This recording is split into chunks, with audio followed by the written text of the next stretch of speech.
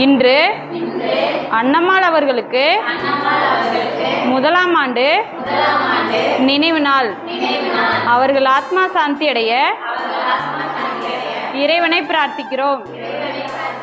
அவர்களின் நினைவு நாளின் சார்பாக நமக்கு இன்று மதிய உணவு வழங்கியுள்ளார்கள். உணவு வழங்கியதற்கு மிக்க நன்றி.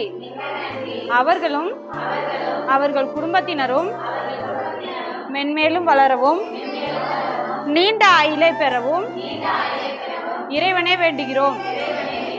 நன்றி. உணவளித்ததற்கு மிக்க நன்றி. அவர்களின் ஆத்மா சாந்தி அடைய ஒரு 2 நிமிஷம் பிரேயர் பண்ணிக்கோங்க.